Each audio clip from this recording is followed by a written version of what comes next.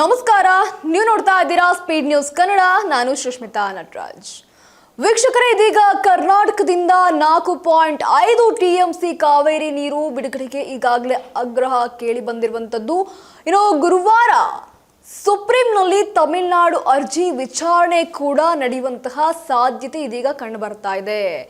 ಈ ಕರ್ನಾಟಕ ತಮಿಳುನಾಡಿನ ನಡುವೆ ಬಹಳ ವರ್ಷಗಳಿಂದ ನಡೀತಾ ಇರುವಂತಹ ಒಂದು ವಿಚಾರ ಅಂತ ಅಂದ್ರೆ ಅದು ಕಾವೇರಿ ನದಿ ನೀರಿನ ವಿಚಾರ. ನೀರು ಬಿಡ್ತೀರಾ, ನೀರು ಬಿಡಲ್ವಾ? ನೀರು ನಾವು ಬಿಡಲ್ಲ, ನೀವು ಕೇಳಿದ್ರು ನಾವು ಬಿಡಲ್ಲ. ಇದೇ ನಡ್ಕೊಂಡು ಬರ್ತಾ ಇದೆ. ಮಳೆ ಬಂತು ಅಂದಾಗ ನೀರು ಬಿಡ್ತೀವಿ, ಬಿಡಲ್ಲ. ಪ್ರತಿ ಬಾರಿಯೂ ನಡೀತಾ ಇರುವಂತಹ ವಿಚಾರ. ಅದಕ್ಕೆ ಸಂಬಂಧಪಟ್ಟಂತೆ ಇದೀಗ ಕರ್ನಾಟಕದಿಂದ 4.5 TMC ಕಾವೇರಿ ನೀರನ್ನ ಬಿಡುಗಡೆ ಮಾಡಬೇಕು ಅಂತ ಈಗಾಗಲೇ ಆಗ್ರಹ ನಡೀತಾ ಇರುವಂತದ್ದು.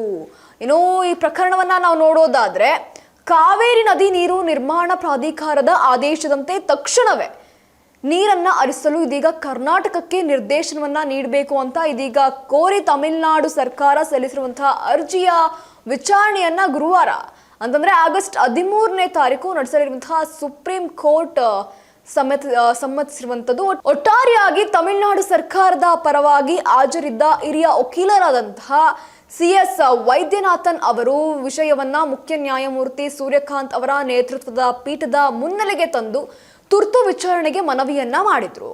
ಈ ಮನವಿಯನ್ನ ಆಲಿಸಿದಂತಹ ನ್ಯಾಯಪೀಠವು ಸಹ ಗುರುವಾರ ವಿಚಾರಣೆಯನ್ನ ಕೈಗೆತ್ತಿಕೊಳ್ಳುವುದಾಗಿ ಕೂಡ ಇದೀಗ ತಿಳಿಸಿರುವಂತದ್ದು.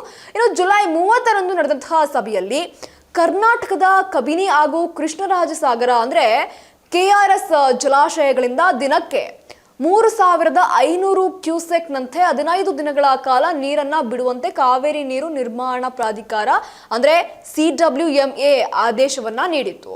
ಈ ನಿರ್ಧಾರವನ್ನ ಜಾರಿ ಮಾಡುವಂತೆ ಇದೀಗ ತಮಿಳುನಾಡು ಸರ್ಕಾರವು ಸಹ ಆಗಸ್ಟ್ 3ರಂದು ಸುಪ್ರೀಂ ಕೋರ್ಟ್ಗೆ ಅರ್ಜಿಯನ್ನ ಸಲ್ಲಿಸಿತ್ತು.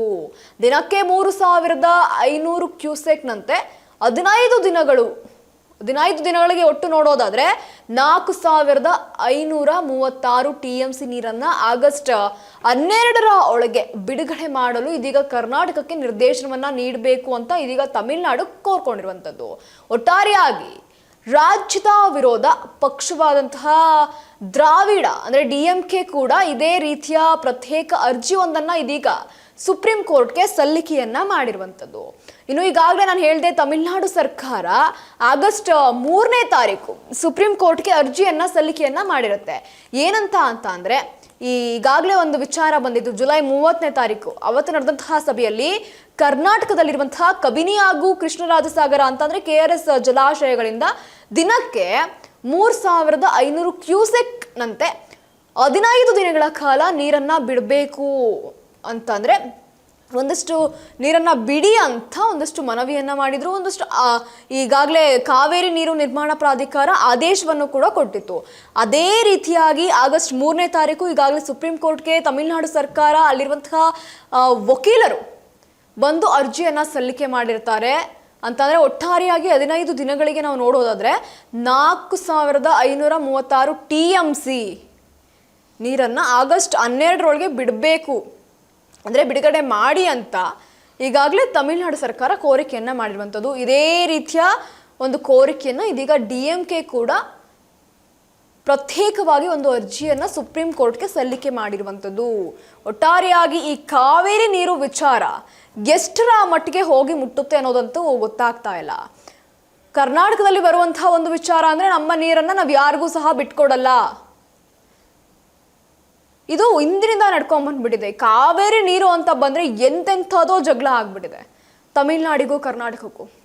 ಪ್ರತಿ ಬಾರಿಯೂ ಸಹ ಜಗಳಗಳಾಗಿರ್ಬೋದು, ಇನ್ನೊಂದಾಗಿರ್ಬೋದು, ಮತ್ತೊಂದಾಗಿರ್ಬೋದು, ಎಲ್ಲವೂ ಸಹ ನಡೆಯುವಂಥದ್ದು ಇದು ಕಾವೇರಿ ನೀರಿಂದಾನೆ.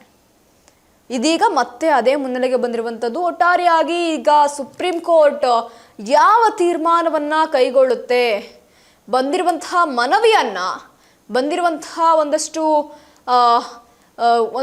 ಆದೇಶವನ್ನ ಒಪ್ಕೊಳ್ಳುತ್ತಾ ಈ ತಮಿಳುನಾಡು ಸರ್ಕಾರ, ಅದರಲ್ಲೂ DMKನೂ ಒಂದಷ್ಟು ಅರ್ಜಿಯನ್ನ ಹಾಕಿರುವಂಥದ್ದು. ಈ ಅರ್ಜಿಯನ್ನ ಸುಪ್ರೀಂ ಕೋರ್ಟ್ ಯಾವ ರೀತಿ ಆಯ್ಕೆ ಮಾಡ್ಕೊಳ್ಳುತ್ತೆ, ಯಾವುದೇ ರೀತಿ ಆದೇಶವನ್ನ ನೀಡುತ್ತೆ ಅನ್ನೋದನ್ನ ಮಾತ್ರ ಕಾದು ನೋಡಬೇಕಿದೆ. ಇದಾಗಿತ್ತು ಈ ಕ್ಷಣದ ಸುದ್ದಿ. ಮತ್ತಷ್ಟು ಅಪ್ಡೇಟ್ಸ್ಗಾಗಿ ನೀವು ನೋಡ್ತಾ ಇರಿ ಸ್ಪೀಡ್ ನ್ಯೂಸ್ ಕನ್ನಡ. ಸುದ್ದಿ ನಿಮ್ಮದು, ವೇಗ ನಮ್ಮದು.